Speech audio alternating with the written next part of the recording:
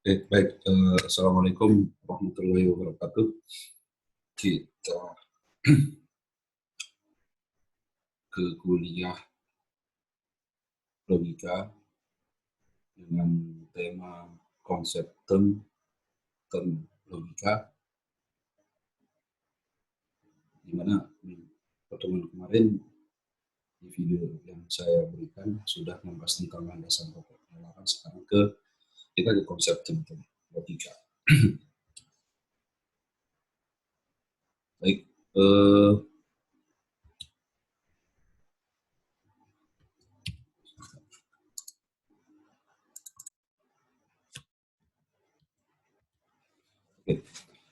Istilah konsep dan term.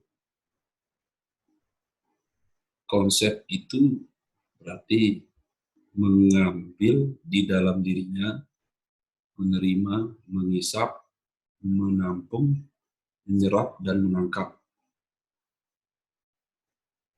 rupa atau gambar atau bayangan dalam pikiran yang merupakan hasil tangkapan akal budi terhadap suatu entitas yang menjadi objek pikiran. Istilah konsep berarti mengambil di dalam dirinya, menerima, mengisap, menampung, menyerap, dan menangkap sebuah rupa atau gambar atau bayangan yang ada dalam pikiran merupakan hasil tangkapan dari akal budi kita ini terhadap suatu entitas yang menjadi objek pikiran. Kata atau beberapa kata memiliki suatu pengertian yang membuat konsep atau ide itu nyata. Tidak semua kata dapat menjadi term logika, kendati pun setiap term pasti terdiri atas suatu kata atau itu ya, tidak semua kata dapat menjadi term logika, kendati pun setiap term pasti terdiri atas satu kata atau lebih. Jadi dia terdiri atas satu kata atau lebih. Kata kuncinya di sini adalah satu kata atau lebih. Term itu satu kata atau lebih. Itu istilah konsep dan term. Nah, ada jenis term yang diberi nama di sini, jenisnya adalah term kategorimatis. Term kategorimatis ini dibagi kembali ada beberapa, salah satunya di sini adalah term kategorimatis univokal. Ini artinya term yang dikenakan kepada beberapa hal atas benda dalam arti yang sama. Term yang dikenakan kepada beberapa hal atas benda dalam arti yang sama. Misalnya, Adam adalah manusia, Jokowi adalah manusia. Jadi nama itu adalah identitas untuk diri pribadi orang, tetapi pada dasarnya dia adalah manusia. Itu namanya term kategorimatis univokal. Kalau equivokal, term kategorimatis equivokal, beberapa hal dalam arti yang berbeda. Beberapa hal dalam arti yang berbeda. Misal, kambing itu adalah kambing hitam, Daniel adalah orang yang dijadikan kambing hitam. Ada yang memiliki arti. Kalau misal kambing itu adalah kambing hitam, berarti identik dengan memang kambing itu warna rambutnya hitam, kambing hitam, berwarna hitam. Kalau mengartikan bahwa manusia itu dikatakan kambing hitam, berbeda arti. Kalau misalnya sasaran kambing hitam itu tertuju kepada manusia, jadi kambing hitam itu memiliki arti yang berbeda. Berarti dia itu orang yang dikorbankan, dijadikan kambing orang yang dikorbankan. Kambing hitam itu kan artinya orang yang dikorbankan, misal ada sebuah permasalahan, dia dijadikan sebuah kambing hitam.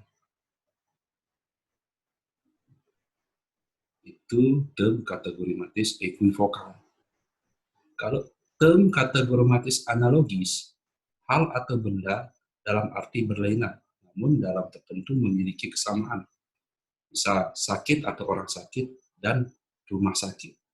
Sakit atau orang sakit beda dengan dan rumah sakit.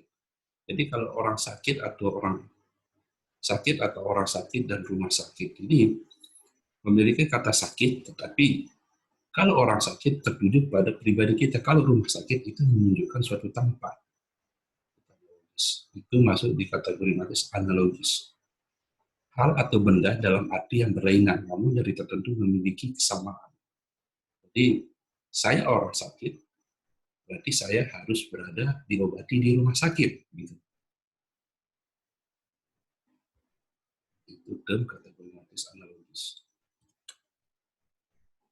Dalam kategori matis analogis, ada juga term di sini, kita berbicara tentang pembagian dari term kategori matis analogis, ada beberapa hal yaitu ada namanya term kategori matis analogis atribut. Term yang terutama digunakan dalam arti sesungguhnya, namun digunakan pula untuk hal-hal lain dikarenakan memiliki hubungan tertentu dengan arti yang sesungguhnya. Misal kata sakit atau orang atau binatang. Misal kata sakit untuk orang atau binatang. Jika digunakan rumah sakit memiliki hubungan tertentu dengan orang sakit. Misal kata sakit atau orang atau binatang. Sakit itu berarti bisa tertuju kepada orang atau manusia atau juga binatang. Jika digunakan rumah sakit berarti itu tempat orang, manusia memiliki hubungan tertentu dengan orang sakit. Rumah sakit. Hubungan tertentu dengan orang yang sakit. Jadi dia memiliki hubungan dengan orang sakit. Kalau misal berbicara tentang rumah sakit berarti di sanalah muncul berarti ada yang menandakan itu adalah orang sakit.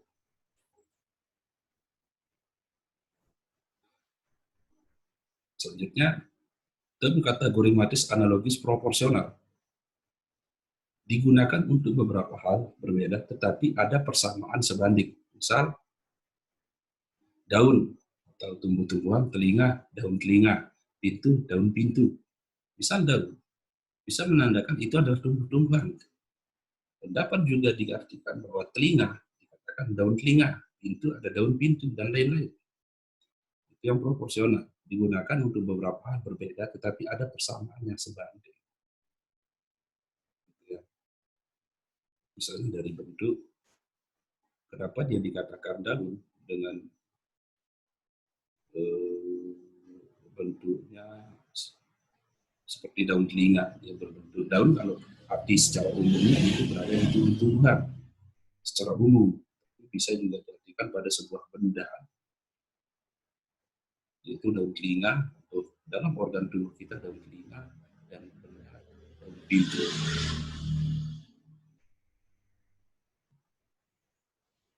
Selanjutnya, itu tadi kita bahas tentang kategori matis. Selanjutnya ada komprehensi dan eksistensi. Komprehensi atau konotasi arti tambahan atau intensi, niat, maksud, pengupayaan.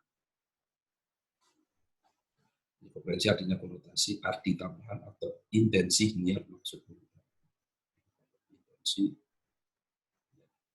Ekstensi itu denotasi makna sebenarnya dengan satu penafsiran. Sebentar.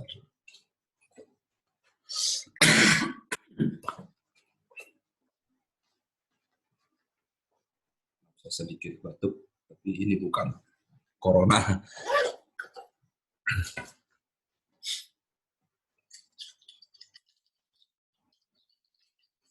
Nah, itu ya, ekstensi denotasi makna sebenarnya dengan satu penafsiran. Sebentar.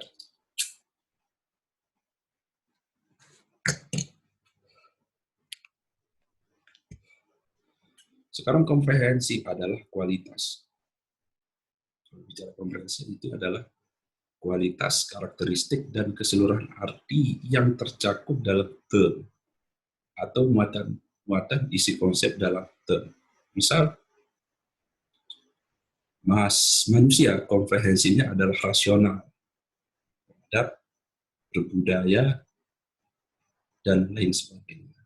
Jadi komprehensi manusia itu adalah rasional dengan berpikir, dia bisa beradab, berbudaya, dan sebagainya. Itu komprehensi, kualitas, karakteristik.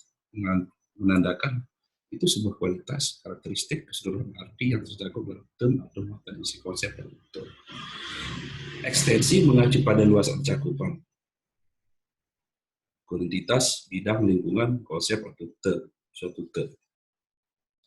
Ekstensi adalah keseluruhan luas lingkungan dan bidang, serta keseluruhan jumlah yang terkandung dalam satu term. Misal, manusia adalah manusia tanpa pengecualian dan pembatasan apapun juga. Ya, manusia adalah manusia tanpa pengecualian dan pembatasan apapun juga. Itu ekstensi.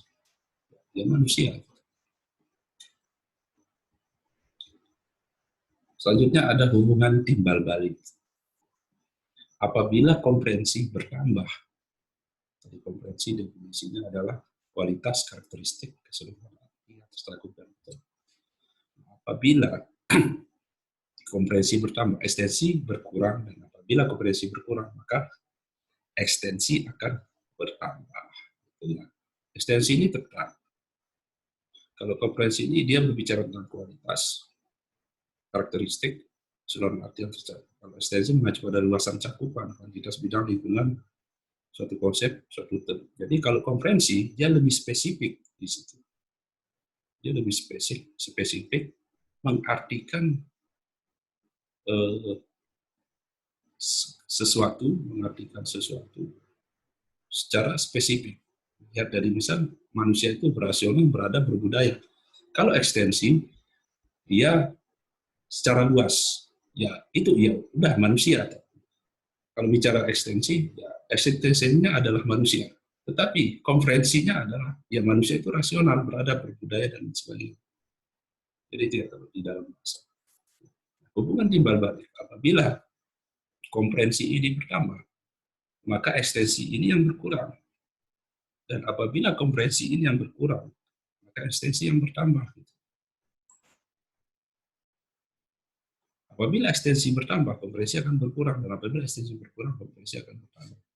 Begitu sebaliknya, hubungan timbal balik. Jika kita berbicara tentang manusia, dicontoh, ya, dicontoh. Kalau berbicara tentang manusia, berarti spesifiknya kita berbicara tentang bagaimana rasional. Dia berpikir secara rasional, dia berpikir, dia berbudaya, dan lain sebagainya. Nah, jika ini hanya, kalau misalnya komprehensi itu berkurang, maka ekstensi yang lebih luas itu akan bertambah. Apabila hal yang spesifik itu lebih kurang, maka ekstensi luas cakupannya itu sangat luas itu, apalagi hal yang spesifik. Hal yang spesifik yang dikaji itu masih belum secara terspesifikasi, lebih spesifik, maka ekstensi ini yang akan bertambah, yang lebih luas artinya.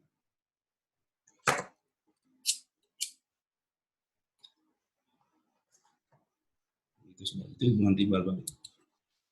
Nah, sekarang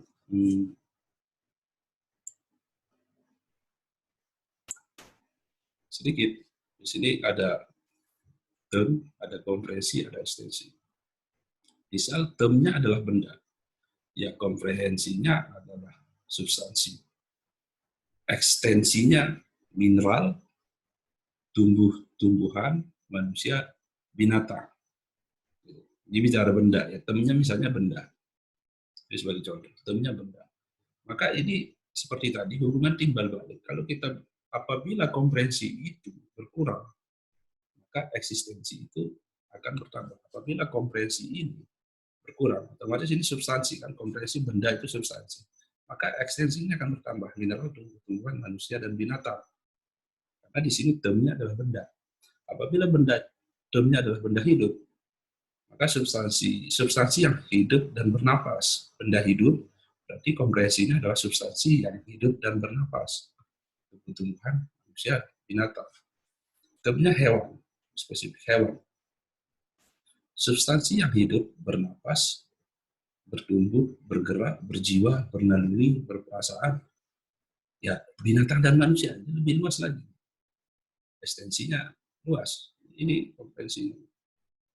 Binatang dan manusia, karena di sini komprehensinya lebih membahas hal yang lebih spesifik substansi hidup, bernapas, bertumbuh, bergerak, maka ekstensi ini akan bertambah. Ini sudah lebih spesifik dia bahas, berarti ekstensinya binatang dan manusia.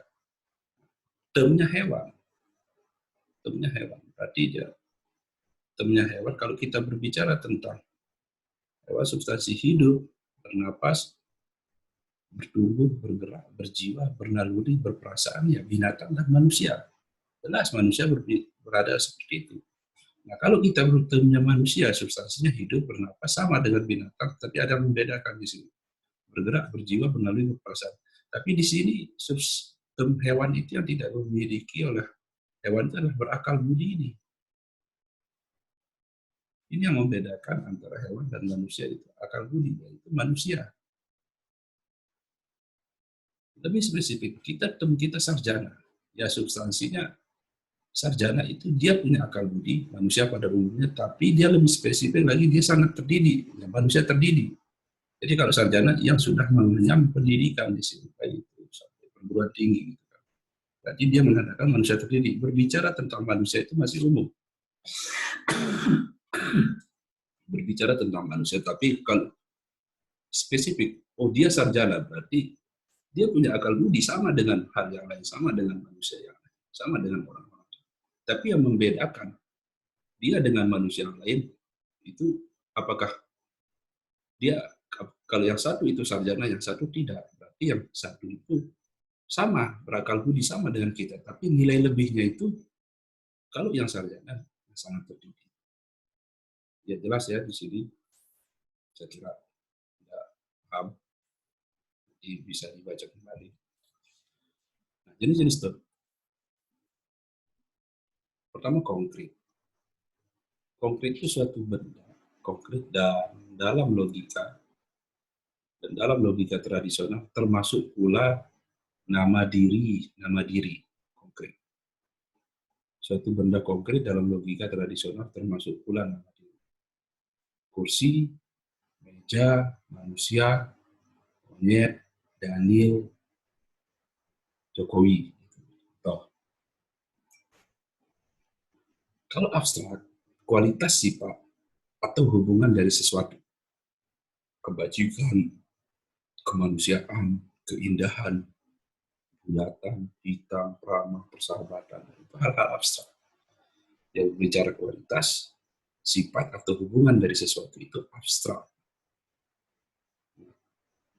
Kalau tunggal, term yang mengacu pada satu benda atau perorangan atau kepada suatu himpunan yang terdiri atas sebuah pengertian yang merujuk pada satu diri. Misal rektor Unmu NTB, direktur Garuda, mahasiswa berprestasi, dan lain sebagainya. Kalau tunggal, term yang mengacu pada satu benda atau perorangan atau kepada suatu himpunan yang terdiri atas sebuah pengertian yang menunjukkan pada satu diri. Ya, seperti jabatan-jabatan itu adalah dia termasuk tunggal. Kalau kita bicara kualitas sifat, tabiat manusia itu abstrak, jenis-jenis term yang abstrak. Nah, kalau kita bicara konkret dalam logika tradisional termasuk nama diri, misal konkret itu ya nama orang, nama benda, nama orang, itu masuk term konkret. Jadi jelas, misalnya kita lihat itu, oh ini kursi, ini meja, nama kamu Daniel, nama kamu Jokowi, gitu. Bicara tentang hal abstrak, berarti kita melihat segala sesuatu punya sifat. Kualitasnya seperti apa? Misalnya bicara tentang kursi, ya kualitas kursi ini seperti itu hal abstrak. Ke orang, kualitasnya orang seperti apa, sifatnya seperti kebajikan, keindahan, bulatan. Apakah kursi ini bagus? Berarti kita bicara tentang abstraknya ya tentang keindahan. Tentang keindahan. Gitu ya. Tunggal itu seperti nama-nama jabatan. Selanjutnya ada term kolektif. Term yang mengacu pada suatu kelompok dari hal-hal atau benda yang dilihat selaku satu kesatuan. Misal identitas mahasiswa Unmu NTB, Pramuka Indonesia, TNI, dan lain sebagainya. Nama sebuah kelompok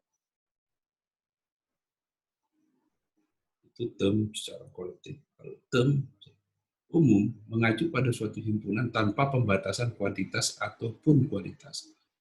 Manusia, binatang, tumbuh-tumbuhan, militer, dan lain sebagainya. Itu term yang umum. Oke. Itu jelas ya. Itu saja singkat kuliah saya. Ini tentang term, bicara tentang beberapa term. Kalau tidak, Anda bisa mengetahui tentang apa itu term, seperti yang sudah didefinisikan tadi. Term itu kata atau beberapa kata yang memiliki suatu pengertian yang membuat konsep atau ide itu nyata. Gitu. Tentang konsep term dalam logika. Jadi sedikit slide saya, nanti Anda bisa diskusi di Google Classroom. Tetap semangat, jaga kesehatan di tengah wabah corona. Walaupun pertemuan kita sudah beberapa kali dengan cara yang sangat menguras energi pulsa, semua bersabar dulu karena ini memang kondisi di tengah-tengah bulan Ramadan juga kita menghadapi kondisi yang berbeda dengan bulan Ramadan sebelumnya. Yang penting kualitas iman kita jangan sampai tergerus dengan hal-hal seperti ini. Tetap sesuai himbauan pemerintah, stay at home, jaga jarak, sholat berjamaah, tarawih berjamaah, yang di rumah saja, karena